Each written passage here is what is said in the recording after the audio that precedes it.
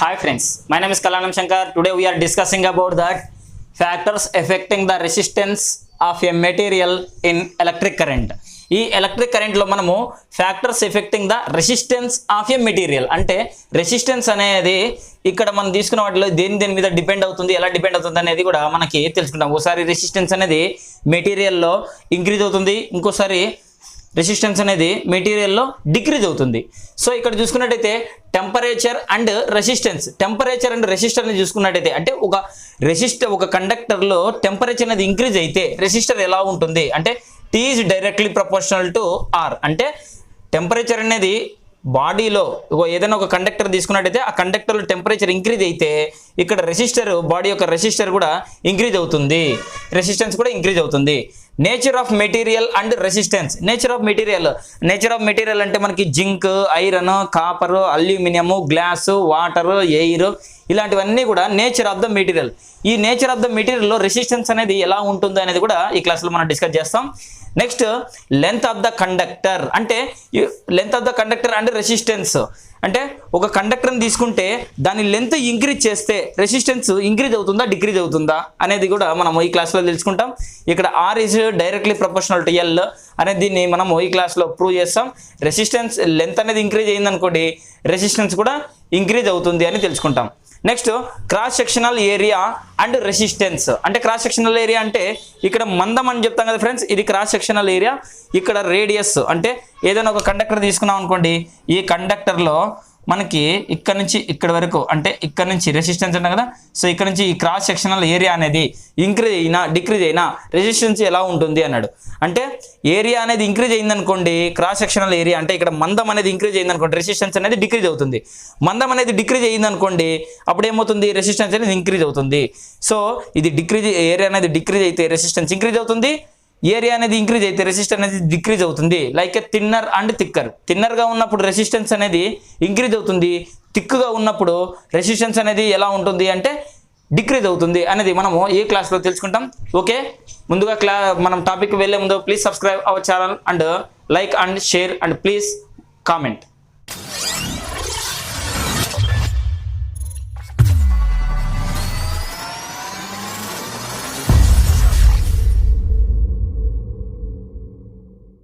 Welcome back friends.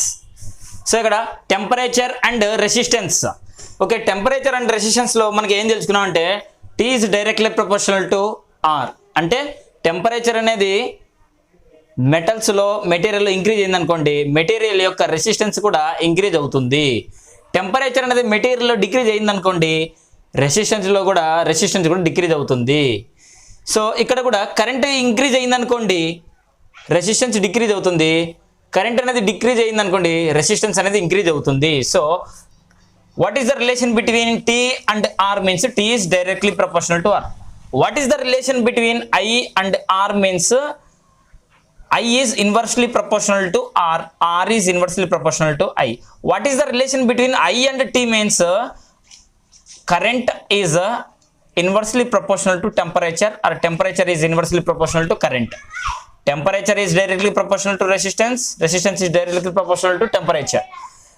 Current is inversely proportional to resistance is inversely proportional to current. Here current is inversely proportional to temperature is inversely proportional to current. Okay, so let in the case 1, so here in the case 1 we see that this is the open circuit. In the open circuit లో మనం ఏం చేసామంటే ఇప్పుడు temperature and resistance కి ఏంటి difference ఉంటుందని తెలుసుకోవాలంటే మనకి ఇక్కడ ఒక బల్బ్ అనేది ఉంటుంది, ఆ బల్బ్ని మనం ఒక సర్క్యూట్లో కనెక్ట్ చేస్తాం. ఈ సర్క్యూట్లో మనకి బ్యాటరీ ఉంటుంది, నెక్స్ట్ అమ్మీటర్ ఉంటుంది, నెక్స్ట్ ఇక్కడ బల్బ్ కూడా ఉంటుంది. సో ఇవన్నీ కూడా మనము ఒక ఇన్సులేటెడ్ కాపర్ వైర్కి ఇలా కనెక్ట్ చేసుకున్నప్పుడు ఇది ఓపెన్ సర్క్యూట్. చూడండి ఇక్కడ స్విచ్ కూడా కనెక్ట్ చేసాం. స్విచ్ని కూడా ఎప్పటికి కూడా మనము మనం సిరీస్ కనెక్షన్లోనే కనెక్ట్ చేసుకుంటాం సర్క్యూట్కి. సో ఇక్కడ స్విచ్ అనేది ఇక్కడ ఓపెన్ సర్క్యూట్ అంటే ఈ స్విచ్ అనేది ఆఫ్లో. రీడింగ్స్ తీసుకున్నట్టయితే అట్ కాన్స్టాంట్ టెంపరేచర్ అంటే మనం తీసుకున్న టెంపరేచర్ ఎంత ఉందంటే 20 డిగ్రీ సెంటీగ్రేడ్ ఉంది ఇక్కడ. సో ఇక్కడ బల్బ్ యొక్క రెసిస్టెన్స్ 20 డిగ్రీ సెంటీగ్రేడ్ ఉంది కాబట్టి మనము ఇక్కడ దీన్ని సర్క్యూట్లో కనెక్ట్ చేసాం కాబట్టి ఇక్కడ మనకి క్లోజ్డ్ సర్క్యూట్ కాదు ఓపెన్ సర్క్యూట్లో కరెంట్ అనేది బల్బ్లోకి పాస్ కాలేదనమాట. బల్బ్లోకి పాస్ కాలేదు, ఇక్కడ ఓపెన్ సర్క్యూట్లో ఉంది కాబట్టి దీని రీడింగ్ వచ్చేసి అంటే ఇప్పుడు మనం తీసుకున్న బల్బ్ యొక్క రెసిస్టెన్స్ వచ్చేసి 10 ఓం. బల్బ్ యొక్క రెసిస్టెన్స్ ఇన్సియల్లీ 10 ఓం. సో 2 minutes తర్వాత అబ్జర్వ్ చేసినాం R1 is equal to 10 ohm, R2 is equal to 10 ohm only. Next 10 minutes wait చేసాం. సో ఇన్ థర్డ్ కేస్ అంటే ఇక్కడ థర్డ్ సిచ్యువేషన్లో ఇక్కడ ఎంత ఉంది 10 ohm ఓన్లీ. సో రీడింగ్ అనేది ఏమాత్రం చేంజ్ కాలేదు. So the resistance of the bulb is constant at constant temperature దగ్గర reading R1 is equal to 10 ohm, 10 ohm, 10 ohm. ఇక్కడేమో 5 minutes తీసుకున్నాం, ఇక్కడేమో నెక్స్ట్ 10 minutesకి, నెక్స్ట్ 15 minutes. 15 minutesకి వెయిట్ చేసినప్పటికీ కూడా దీని వాల్యూ అనేది చేంజ్ కాలేదు. ఇక్కడ చూసినట్టయితే కేస్ 2లో క్లోజ్డ్ సర్క్యూట్, స్విచ్ని క్లోజ్ చేసాం అంటే ఇప్పుడు స్విచ్ అనేది ఆన్లో ఉంది. సో ఇన్ ద క్లోజ్డ్ సర్క్యూట్లో మనం అబ్జర్వ్ చేసినట్టయితే ఇక్కడ కరెంట్ అనేది బ్యాటరీలో నుంచి పాస్ అవుతుంది. సో బ్యాటరీలో నుంచి కరెంట్ అనేది ఇలా పాస్ అవుతూ మనకి ఐ అనే కరెంట్ అనేది పాస్ అవుతూ ఏమవుతుంది, బల్బులోకి వెళ్ళిపోతుంది. బల్బులోకి వెళ్ళిపోయిందంటే బల్బ్ అనేది గ్లో అవుతుంది. సో ఇక్కడ at constant temperature 20 degrees centigrade దగ్గర దీని R1 reading and R2 reading and R3 reading. So 3 readings తీసుకున్నట్టయితే R2 అండ్ R3.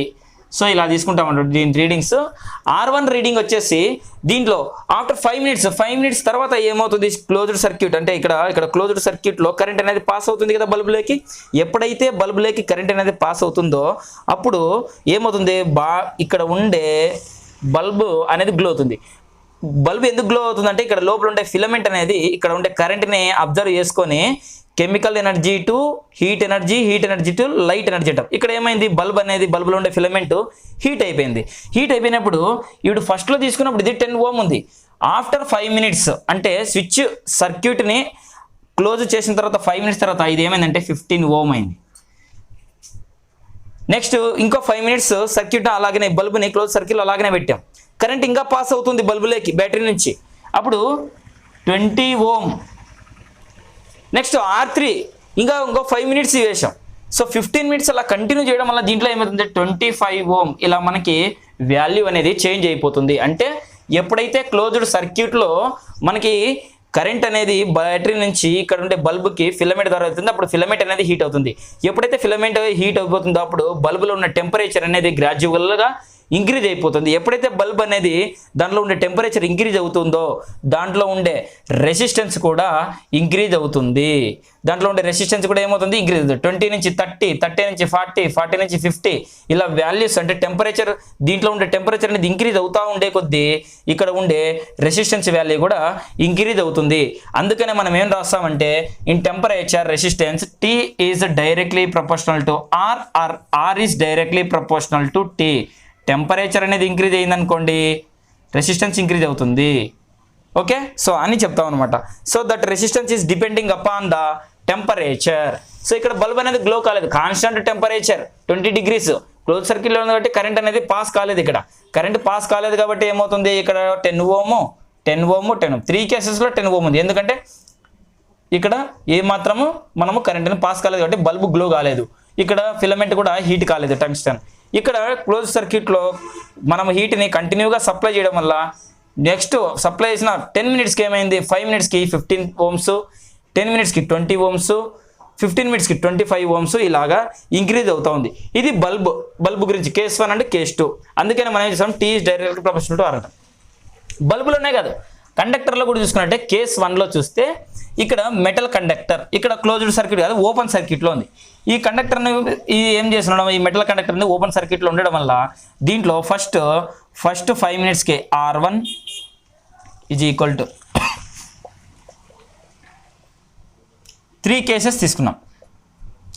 ఈ 3 casesలో ఫస్ట్ కండక్టర్ని కనెక్ట్ చేసుకున్నప్పుడు అట్ కాన్స్టాంట్ టెంపరేచర్ అనేది ఎలా ఉంది, కాన్స్టాంట్గా ఉంది. సో కాన్స్టాంట్గా ఉండడం వల్ల ఏమవుతుందంటే ఇక్కడ టెంపరేచర్ కాన్స్టాంట్గా ఉండడం వల్ల రెసిస్టెన్స్ ఏం చేస్తుంది, ఇప్పుడు మనం తీసుకున్న కండక్టర్ యొక్క రెసిస్టెన్స్ 10 ohm, ఇక్కడ 10 ohm, ఇక్కడ కూడా 10 ohm. వై, బికాజ్ ఆఫ్ దీంట్లో టెంపరేచర్ ఏమాత్రం చేంజ్ కానంత వరకు దాని రెసిస్టెన్స్ అనేది చేంజ్ కాదు. ఇక్కడ స్విచ్ని క్లోజ్ చేసాం, క్లోజ్డ్ సర్క్యూట్లో కనెక్ట్ చేసుకున్నప్పుడు కరెంట్ అనేది ఈ డైరెక్షన్ నుంచి దీంట్లోకి వెళ్ళిపోతుంది. సో ఇలా వెళ్ళిపోవడం వల్ల ఏమవుతుంది అంటే దీంట్లో హీట్ అనేది గ్రాడ్యువల్గా జనరేట్ అవుతుంది, ప్రొడ్యూస్ అవుతుంది. ఎప్పుడైతే హీట్ అనేది ప్రొడ్యూస్ అవుతుందో ఆ బాడీలో ఉండే temperature T1 is equal to 30 degrees centigrade, T2 40 degrees centigrade, T3 50 degrees centigrade. ఇలా గ్రాడ్యువల్గా టెంపరేచర్ అనేది ఇంక్రీజ్ అవుతుంది. టెంపరేచర్ ఎప్పుడైతే ఇంక్రీజ్ అయిందో ఫస్ట్ క్లాస్ 30 degrees ఉన్నప్పుడు యాక్చువల్లీ దీని యొక్క రెసిస్టర్ కండక్టర్ రెసిస్టెన్స్ 10 ohm. ఇక్కడ ఏమైంది 20 ohm. R2 is equal to 30 ohm second కేసులో. నెక్స్ట్ 50 degrees వచ్చింది అనుకోండి, R3 is equal to 40 ohm. So ఇలాగా టెంపరేచర్ అనేది ఏమవుతుంది అంటే ఇంక్రీజ్ అయితే రెసిస్టెన్స్ అనేది ఇంక్రీజ్ అవుతుంది. టెంపరేచర్ అనేది కాన్స్టెంట్గా ఉంటే రెసిస్టెన్స్ కాన్స్టెంట్గా ఉంటుంది. టెంపరేచర్ డిక్రీజ్ అయితే రెసిస్టెన్స్ కూడా డిక్రీజ్ అవుతుందని తెలుసుకుంటాం. This is the temperature and resistance. Okay, so ఇక్కడ చూడండి టెంపరేచర్ అనేది ఇంక్రీజ్ అయింది అనుకోండి, రెసిస్టెన్స్ ఇంక్రీజ్ అవుతుంది. టెంపరేచర్ అనేది కాన్స్టెంట్గా ఉందనుకోండి, రెసిస్టెన్స్ కూడా కాన్స్టెంట్గానే ఉంటుంది. ఇక్కడ కూడా అంతే. అందుకని మనం ఏం చేసాం ఇక్కడ చూసుకోండి, T is directly proportional to R. Temperature increase అయితే రెసిస్టెన్స్ ఇంక్రీజ్ అవుతుంది. రెసిస్టెన్స్ ఇంక్రీజ్ అయింది అంటే కరెంట్ అనేది ఇంక్రీజ్ అయింది అనుకోండి, రెసిస్టెన్స్ డిక్రీజ్ అవుతుంది. కరెంట్ అనేది ఇంక్రీజ్ అయితే టెంపరేచర్ కూడా ఏమవుతుంది, డిక్రీజ్ అయిపోతుంది అంటే inversely proportional. Okay friends, nature of the material and resistance. The resistance of the conductor is depending upon the material of the conductor. అంటే కండక్టర్లో ఉండే రెసిస్టివిటీ ఒక్కొక్క కండక్టర్లో ఒకలాగా ఉంటుంది. సో ఇక్కడ మనము కొన్ని ఎగ్జాంపుల్స్ తీసుకున్నాం. ఇక్కడ ఫస్ట్ తీసుకున్న వైర్ వచ్చేసి ఇక్కడ తీసుకున్న conductor copper conductor, copper. Next ఇక్కడ తీసుకున్నది iron and germanium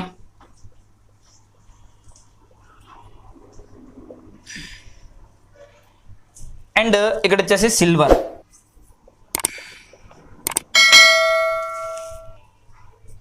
Here in the first one we take copper wire, in the second one we take iron, in third one we are taken germanium, and in fourth one silver. So this is the copper metal, this is the iron metal, this is the germanium metal, and this is the silver metal. All metals are good conductor of electricity. Here the resistance is depending upon the resistor or not. Okay, so first ఇక్కడ చూసుకున్నట్టయితే copper wire, iron and germanium and silver. So these all are metals. Copper is the metal, iron is the metal, germanium is the metal, and silver all are metals. So we know that metals are good conductor of electricity. So these all metals are connected into the closed circuit. Okay, like here see once.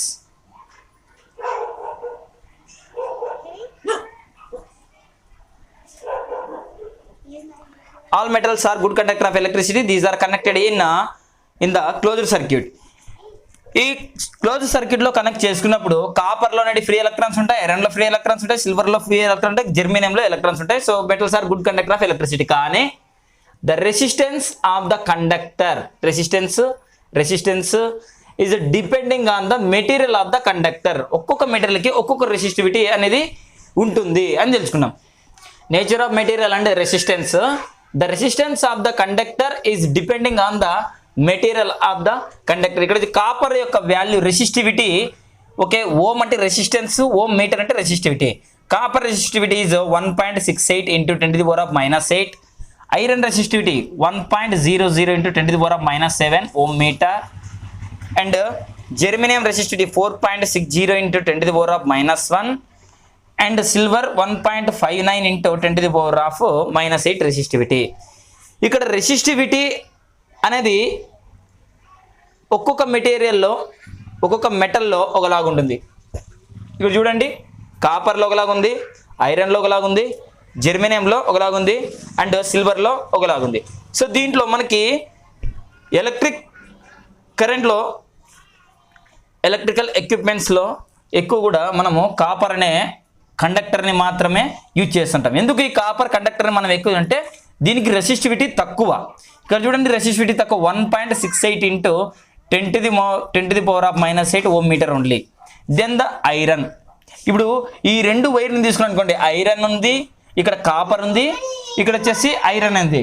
So ఇక్కడ copper ఉంది, iron ఉంది. Copper value 1.68 into 10⁻⁻8 ohm metre. ఇక్కడ iron వచ్చేసి 1.00 into 10⁻⁻7 ohm meter. So దీంట్లో దేనికి resistivity ఎక్కువ ఉంటుంది అంటే ఇప్పుడు 1.10⁻⁻7 ఓమ్ మీటర్కి రెసిస్టివిటీ ఎక్కువ ఉంటుంది. కాపర్ కండక్టర్ 1.68 into 10⁻⁻8 అనేది దీనికి రెసిస్టివిటీ తక్కువ ఉంటుంది. ఇక్కడ చూడండి 10⁻⁻8 పెద్దదా, 10⁻⁻7 పెద్దదా అంటే 10⁻⁻7 మాత్రమే పెద్దది. కాబట్టి దీంట్లో రెసిస్టివిటీ ఎక్కువ. రెసిస్టివిటీ ఎక్కువ ఉంది అంటే కరెంట్ అనేది తక్కువ ఫ్లో అవుతుంది. ఎక్కువ ఉందంటే కరెంట్ తక్కువ ఫ్లో అవుతుంది. రెసిస్టివిటీ తక్కువ ఉందంటే కరెంట్ అనేది ఎక్కువ ఫ్లో అవుతుంది. మనకు రూల్ తెలుసు, I is inversely proportional to the R. Current is inversely proportional to R. Resistivity ఎక్కువ ఉందనుకోండి కరెంట్ తక్కువ ఫ్లో అవుతుంది. కరెంట్ అనేది ఎక్కువ ఉందనుకోండి రెసిస్టివిటీ తక్కువ ఉంటుంది. Comparing copper and iron. ఇక్కడ ఐరన్ అండ్ జెర్మేనియం రెండు తీసుకున్నాం. Iron and germanium. Germanium value 4.60 × 10⁻⁻1. ఇక్కడ రెసిస్టివిటీ ఎక్కువ, 1.00 × 10⁻⁻7 ఓం మీటర్. అంటే చూడండి 10⁻⁻1 పెద్దదా, 10⁻⁻7 అంటే 10⁻⁻1కే రెసిస్టివిటీ ఎక్కువ ఉంటుంది, 10⁻⁻7కి తక్కువ రెసిస్టివిటీ ఉంటుంది. కాబట్టి ఐరన్ జెర్మేనియం తీసుకున్నానుకో మనము దేని అంటే కండక్టర్లో తీసుకోవాలంటే మనము దీనికే మనము ఐరన్కే ప్రిఫరెన్స్ ఇస్తాము when comparing to iron and germanium. ఇప్పుడు జెర్మేనియం అంటే సిల్వర్ తీసుకుంటాం. జెర్మేనియం అంటే సిల్వర్. Germanium 4.60 × 10⁻⁻1, silver value 1.59 × 10⁻8. అంటే ఇక్కడ చూడండి ఇప్పుడు దీని వాల్యూ 1.10⁻⁻1, దీని వాల్యూ 10⁻8 ఉంది. So germanium have more resistivity than the others. అన్నిటికంటే ఇక్కడ 4 కేసెస్ మాత్రమే తీసుకున్నాం, 4 మెటల్స్ మాత్రమే తీసుకున్నాం. ఇంకా చాలా మెటల్స్ ఉన్నాయి. ఆ మెటల్స్ యొక్క రెసిస్టివిటీ తెలిసింది అనుకోండి మనకి ఈజీగా అర్థమైపోతుంది. ఇక్కడ మనం తెలుసుకోవడం ఏంటంటే I is inversely proportional to R. Current అనేది ఇంక్రీజ్ అయితే రెసిస్టివిటీ అనేది డిక్రీజ్ అవుతుంది. రెసిస్టివిటీ అనేది ఇంక్రీజ్ అయిందంటే కరెంట్ అనేది తక్కువ పాస్ అవుతుంది. అందుకనే కాపర్లో మనకి రెసిస్టివిటీ తక్కువ కాబట్టి కాపర్లో ఎక్కువ కరెంట్ పాస్ అవుతుంది. ఇక్కడ చూడండి కాపర్ అండ్ ఐరన్తో పోల్చుకుంటే కాపర్లో రెసిస్టివిటీ తక్కువ కాబట్టి కరెంట్ ఎక్కువ పాస్ అవుతుంది. కాబట్టి మనము ఎక్కువ కూడా కాపర్ వైర్స్ అంటే ఎలక్ట్రికల్ సర్క్యూట్లో ఎక్విప్మెంట్స్లో ఎక్కువ మనకి కాపర్ వైర్ని మాత్రమే యూజ్ చేస్తాం, ఐరన్ని యూజ్ చేయకుండా. కాబట్టి ఇక్కడ సిల్వర్, కాపర్, ఐరన్, జెర్మేనియం ఇవన్నీ చూసుకున్నట్టయితే ఒకసారి చూడండి, మీకు ఇక్కడ ఆర్డర్లో రాస్తాను. ఇక్కడ silver, germanium, first germanium and next iron, copper and silver. ఇవన్నీ చూసుకుంటే germanium have more resistivity than the iron, so greater than. Iron have more resistivity than the copper have more resistivity than the silver. But we should use that copper only in our surrounding because of it have less resistivity. Silver also less resistivity than the copper. కానీ silver అనేది cost ఎక్కువ ఉంటుంది కాబట్టి మనం ఏం చేస్తామంటే దానికి దగ్గరగా ఉంటాయి. ఇక్కడ చూడండి 1.68 మాత్రమే ఉంది, ఇక్కడ 1.59 మాత్రమే ఉంటుంది. కాబట్టి జస్ట్ 9 మాత్రమే డిఫరెన్స్. కాబట్టి మనం ఏం చేస్తామంటే కాపర్నే మనము ప్రిఫర్ చేస్తాము కాపర్ని. అందుకే మనకి ఎక్కడ చూసినట్టు కాపర్ వైర్స్ని మనము ఎక్కువ యూజ్ చేస్తుంటాము. సిల్వర్ అనేది కాస్ట్ ఎక్కువ.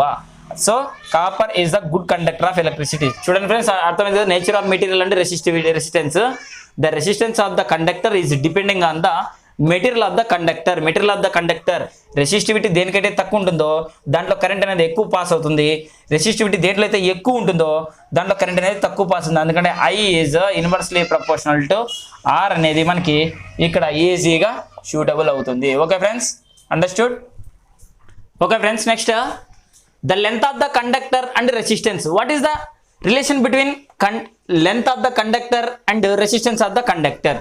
So R is directly proportional to L, means L is directly proportional to R. Conductor యొక్క లెంత్ అనేది ఇంక్రీజ్ అవుతూ ఉంటే రెసిస్టెన్స్ అనేది కూడా ఇంక్రీజ్ అవుతుంది. కండక్టర్ యొక్క లెంత్ అనేది ఇంక్రీజ్ అయితే రెసిస్టెన్స్ కూడా ఇంక్రీజ్ అవుతుంది.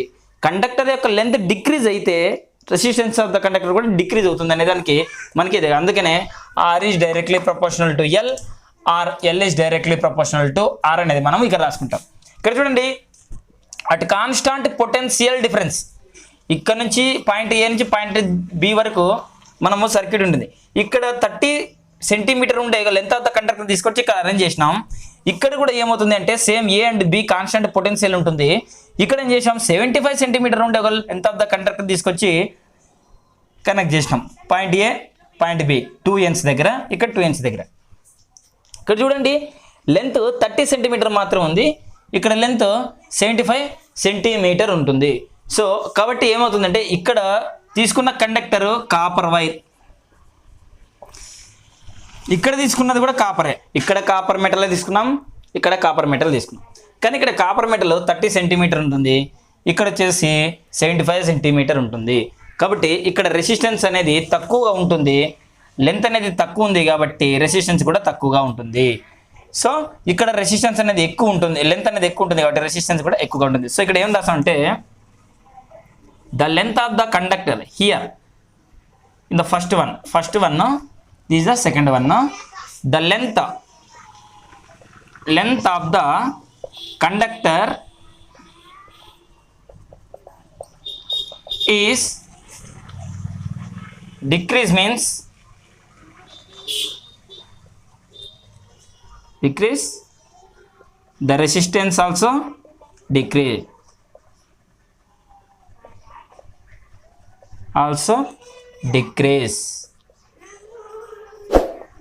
అని తెలుసుకుంటాం. ఇక్కడ the length decrease means the length of the conductor is decrease means the resistance also decrease.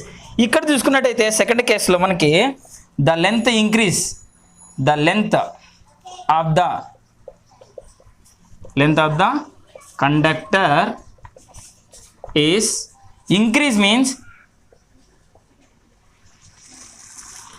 increase, the resistance also increase,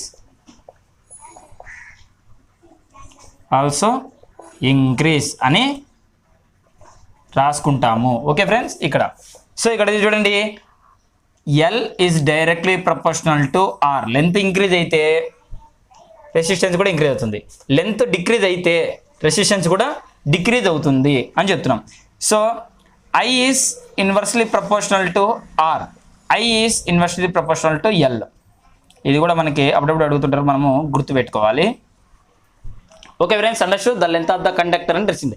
length decrease అయితే రెసిస్టెన్స్ డిక్రీజ్ అవుతుంది, లెంత్ ఇంక్రీజ్ అయితే రెసిస్టెన్స్ కూడా ఇంక్రీజ్ అవుతుంది. Next friends, the cross sectional area and resistance.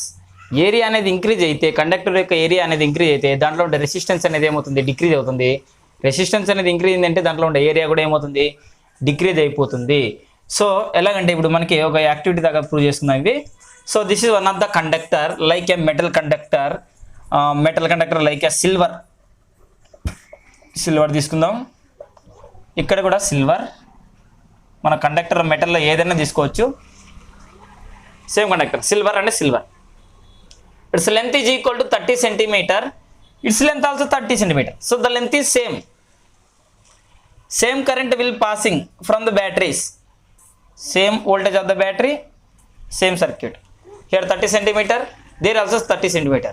But here cross sectional area, ఈ cross sectional area అంటే first మనం understand చేసుకోవాలి. So ఇక్కడ మనకి ఒక కండక్టర్ అనేది ఉంటుంది, ఈ కండక్టర్ ఇలా ఉంటే దీంట్లో ఉండే మందం ఉంటుంది కదా ఫ్రెండ్స్, ఇక్కడ నుంచి ఇటు వరకు, దీన్నే మనము ఈ ఏనే మనం ఏమిటంటే క్రాస్ సెక్షనల్ ఏరియా.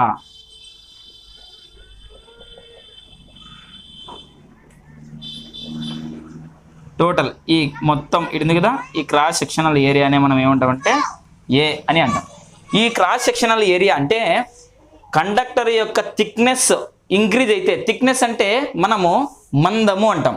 సో ఇక్కడ చూడండి, మీకు చిన్న ఎగ్జాంపుల్ చెప్తాను. ఇక్కడ రెండు ఒకటే డిస్టెన్స్ ఉన్నాయి, ఇక్కడ చూడండి 2 పెన్స్ ఉన్నాయి, 2 పెన్స్ సేమ్ లెంత్ ఉన్నాయి, రెండు ఒకటే ఉన్నాయి. కానీ ఇక్కడ ఇది మందంగా ఉంది, కానీ ఇది పల్చనగా ఉంది. This the thicker, this the thinner. ఇక్కడ థిక్కర్ ఇక్కడ అనుకుంటాం, ఇక్కడ థిన్నర్ ఇక్కడ అనుకుంటాం. సో ఏరియా అనేది క్రాస్ సెక్షనల్ ఏరియా అంటే మందం అనేది ఇంక్రీజ్ అయింది అంటే బాడీలో ఉండే రెసిస్టెన్స్ ఏమవుతుంది, డిక్రీజ్ అయిపోతుంది. So like this is the marker, this is like a pen. రెండు ఒకటే డిస్టెన్స్ 30 సెంటీమీటర్, 30 సెంటీమీటర్. ఇది 30 అనుకున్నా, ఇది కూడా 30నే, 30 కానీ ఇది మందంగా ఉంది. ఏరియా ఇంక్రీజ్ అయితే దీంట్లో రెసిస్టెన్స్ అనేది ఏమవుతుంది, డిక్రీజ్ అవుతుంది. ఇక్కడ ఏరియా డిక్రీజ్ అయిపోయింది అనుకోండి, రెసిస్టెన్స్ అనేది ఏమవుతుంది, ఇంక్రీజ్ అవుతుంది అని తెలుసుకుంటాము. So this is that activity. Okay, so దీని మందం పెరిగింది అనుకోండి, రెసిస్టెన్స్ అనేది డిక్రీజ్ అయిపోతుంది. మందం తగ్గిందనుకోండి రెసిస్టెన్స్ ఇంక్రీజ్ అవుతుంది. When the conductor of cross sectional area increase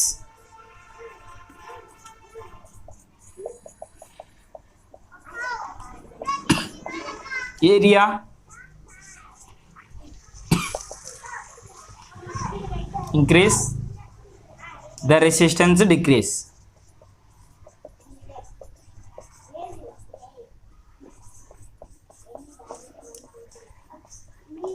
cross sectional area increase అయితే, క్రాస్ సెక్షనల్ ఏరియా అంటే మందం అనేది ఇంక్రీజ్ అయితే బాడీలో ఉండే రెసిస్టెన్స్ అనేది ఏమవుతుంది, డిక్రీజ్ అయిపోతుంది. ఇక్కడ ఏమని రాస్తామంటే ఇక్కడ cross sectional area decrease, the resistance is increase.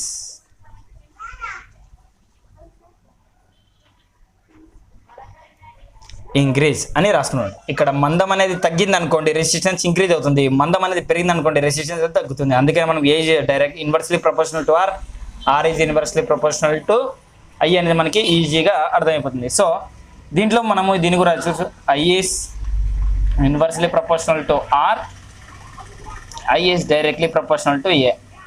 మందం అనేది పెరిగింది అనుకోండి, థిక్నెస్ అనేది ఇంక్రీజ్ అయింది అనుకోండి, కరెంట్ కూడా ఎక్కువ పోతుంది. కరెంట్ అనేది ఎక్కువ పోతుంటే దాంట్లో థిక్నెస్ కూడా ఉంటుంది.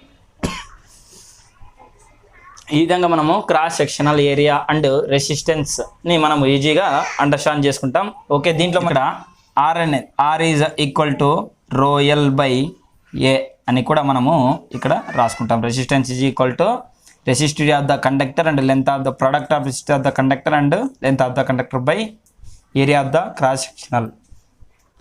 Okay friends, thank you very much, thanks for the cooperation.